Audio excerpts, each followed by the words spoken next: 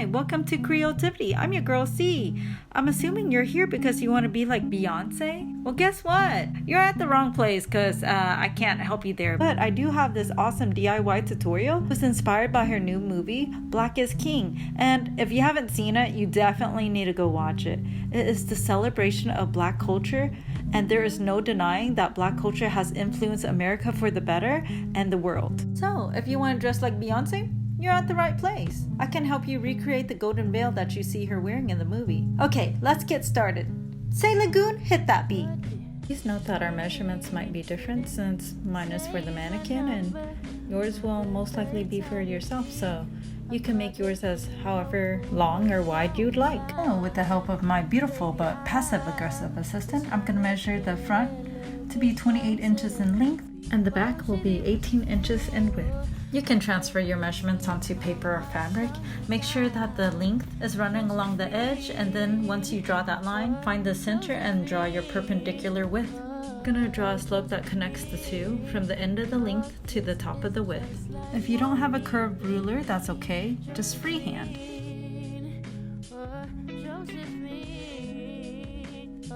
Since I underestimate the size of my veil, I'm going to add an inch, and as you can see, I'm going to taper it at the beginning and at the end. Isn't this gold netted fabric perfect? It emulates that chainmail look Beyonce wore in the video. Or if you can't find this, gold lace would be gorgeous, or any gold fabric. I'm just going to add the tape to the center of this veil and make markings to help us indicate, and it'll be a guide to help us determine where we're going to put our jewelry. Let's start making baubles. Using a 6-inch wire, I'm going to add beads to it and bend it to create a circular loop. Take any length of wire, fold that in half, twist, bend to create a loop. Using pliers, you can clamp any stray wires. Or you can slide the pearl along the wire, center it, and then twist. Create a loop and twist at the other end. You're more than welcome to create whatever shapes you'd like, but for the sake of variety, I'm going to create a linear shape by rolling the pearl along the wire.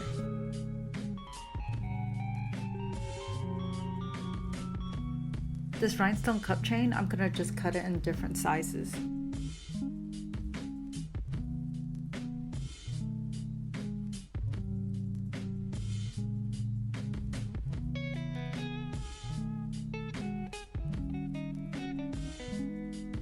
To make the rhinestone hoop, we're going to take this hook wire and wrap it around the other end.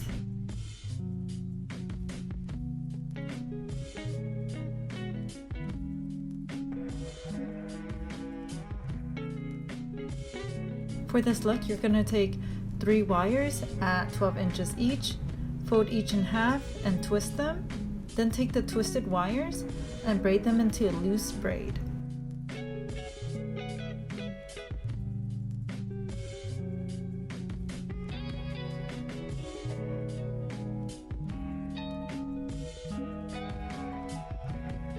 To create this look, we're gonna use 3 twisted strands, similar technique as before, but add pearls. Give that back, alien hand. We're gonna twist the wire around the pearl, and then at each intersection, the wire is gonna go over and under, and then alternate at the next intersection. Baby, I'm just trying to get a little bit quiet time this week. I called her, she ain't know who was on the line. To make this wired loop, you're gonna take 8-inch wire and overlay the ends together and twist them to make a circle. To make a rhinestone hoop, you're just gonna add rhinestones to the circle you just made. And you're gonna wire the rhinestone to that hoop. First, wrap the wire to the rhinestone and secure it to the hoop.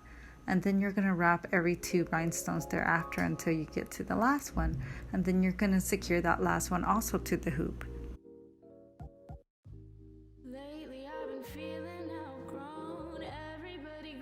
For this look, you could take 2 beaded hoops or either 1 beaded wire, fold that in half, and twist. I also have this rhinestone earring I'm going to use. as well as these gold buttons with a royal crest on it. I mean, who better to represent royalty than Queen Bey? Okay, let's get started and attach our items onto the veil.